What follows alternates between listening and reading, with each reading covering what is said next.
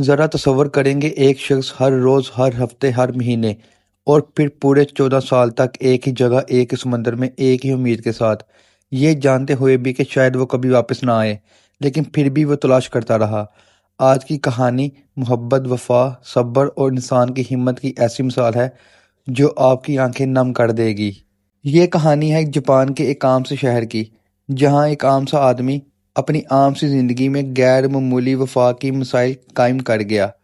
یہ واقعہ ہے 2011 کا، جب جاپان میں تاریخ کا سب سے خطرناک سونامی آیا تھا۔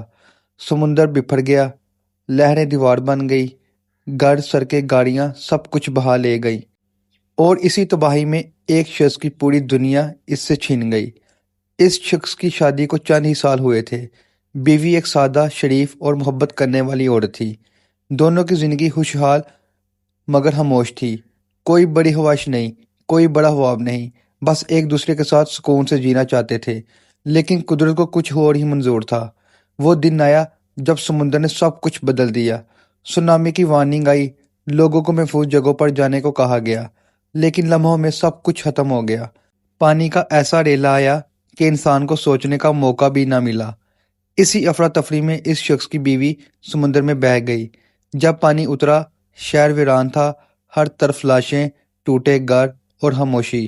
وہ شخص پاگلوں کی طرح اپنی بیوی کو ڈھونڈتا رہا، ہر ہاسپٹل میں، ہر پناہ گاہ میں، ہر فہرست، لیکن کہیں اس کا نام نہیں تھا۔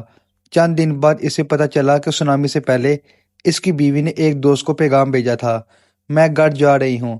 یہی وہ آخری الفاظ تھے جو اس نے سنے، نہ کوئی الوداع، نہ کوئی آخری دیدار۔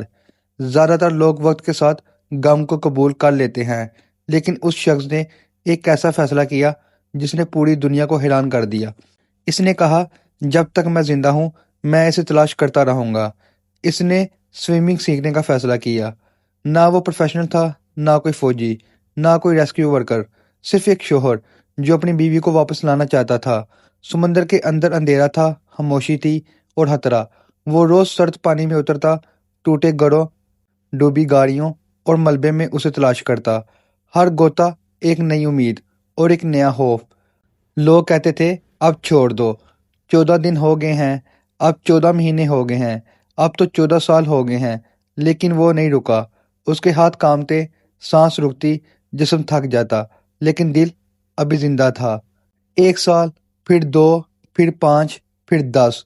دنیا نے اسے بلا دیا، میڈیا خاموش ہو گیا، لوگوں نے نئی کہانیاں ڈھونڈ لی، لیکن وہ شخص ابھی بھی ہر ہفتے سمندر میں اترتا تھا۔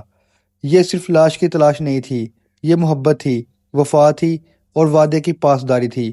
وہ کہتا تھا، اگر میں اسے نہیں ملا تو کم از کم اس جگہ کو کبھی تنہا نہیں چھوڑوں گا۔ کچھ سال بعد ایک رپورٹر نے اس کہانی کو دوبارہ اجاگر کیا۔ دنیا حیران رہ گئی، ایک شخص 14 سال سے سمندر میں اپنی بیوی کو تلاش کر رہا ہے۔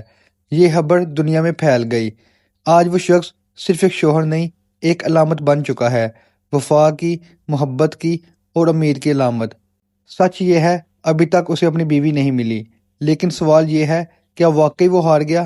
نہیں، کیونکہ کچھ محبتیں جسم سے نہیں، روح سے جڑی ہوتی ہیں۔